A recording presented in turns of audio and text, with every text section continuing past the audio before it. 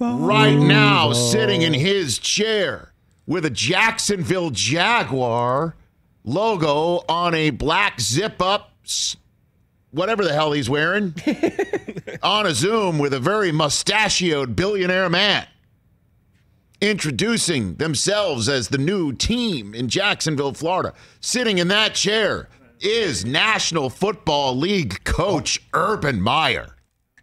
That is happening. Urban Meyer, as we suspected yesterday, with every single news and information man and woman in the NFL of note saying terms were being finalized, meaning we think this is going to happen. Don't blame us if it doesn't.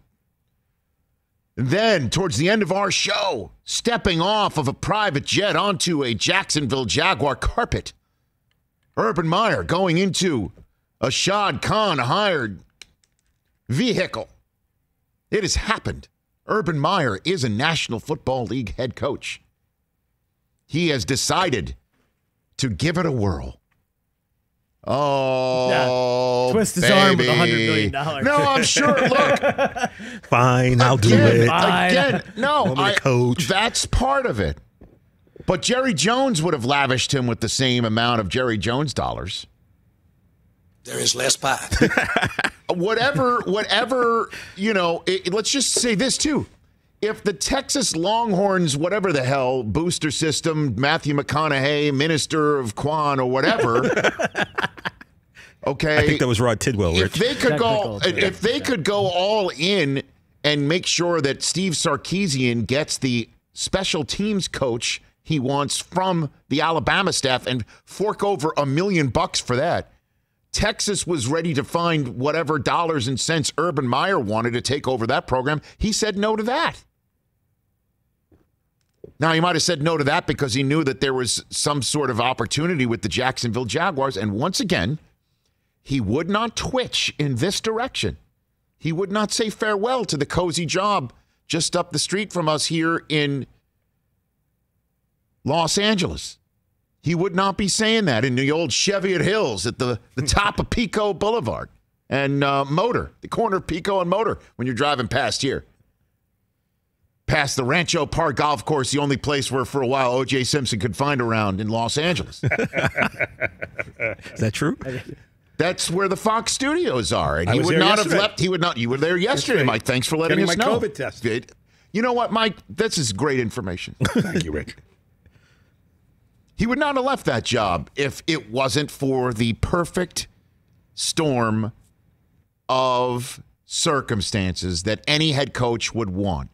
A bunch of dough, solid ownership that's not going anywhere, a quarterback situation that is a dream. You are now attached at the hip with one of the most generationally talented kids to come out of college at a time where it's an NFL passing league where running and throwing together must be in the same quarterback body.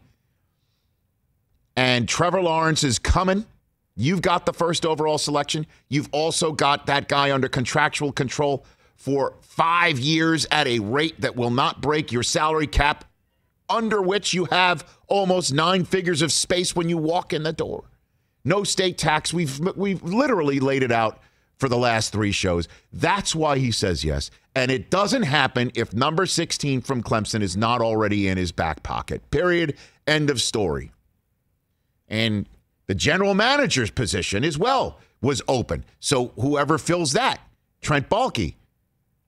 Urban needs to check mark that one. He gave the blue check mark, or scarlet and gray, now teal check mark to that. He ain't coming if it's not for Trevor Lawrence. So congratulations to the Jacksonville Jaguars.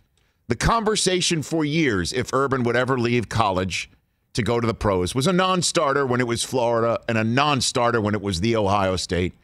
And over the last couple of years when he's been at the Big Fox, it was essentially not much of a starter.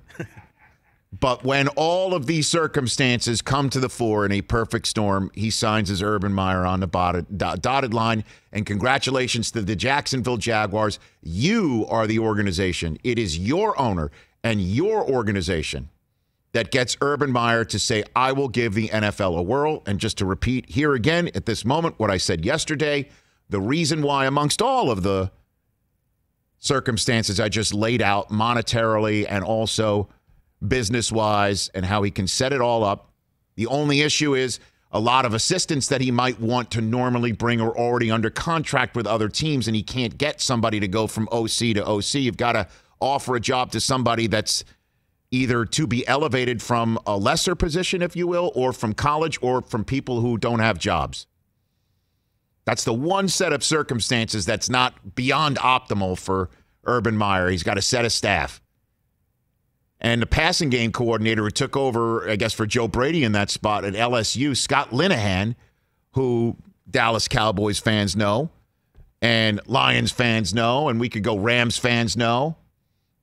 You know, circumstances sometimes worked out for him, other times not. Looks like he might be the guy who has the golden ticket of being the OC, potentially, for Urban Meyer to put him in a room with Trevor Lawrence and say, make him a professional quarterback. Let's go. What a golden ticket that is for Scott Linehan if he actually gets it handed to him. Man. Unreal. So put it all together, and Urban has the opportunity, as I said yesterday, here today, to go for the legacy play. And you could laugh, legacy play, Jacksonville. Ha. Well, he's got a quarterback who has got a ton of talent, and he is ready to come in. You build your team. If you win championships in Jacksonville, Florida, and you win a single championship with Jacksonville, which is a mouthful, you do it once, you become the first guy to win 2 in college at 2 different spots and lift the Lombardi Trophy. Nobody's ever done that before. Urban Meyer has that in front of him. You want to say that you're a better coach than Nick Saban? X's and O's, yes, sure.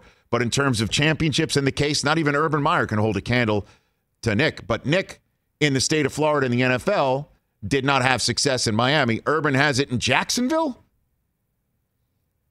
You can make an argument Urban's the greatest coach ever. And that includes the guy up in New England. There will be people who will make those arguments. As crazy as it sounds, and may be. And that does sound crazy. I know, but what did Bill ever do in college? And you could say, well, he's done it in the pros. Hey, 2 different levels, 3 different spots. This is all out there for the argument. And for him to have a bust in Canton, as opposed to sitting in the stands on the field in Benson Stadium in Canton, looking up at all his Buckeyes going into the Hall of Fame and shouting them out, as opposed to him having one, this is the play. Don't know if it's going to work out, but here we go. Hey, you watched all the way to the end. Thanks for that. Watch more right here.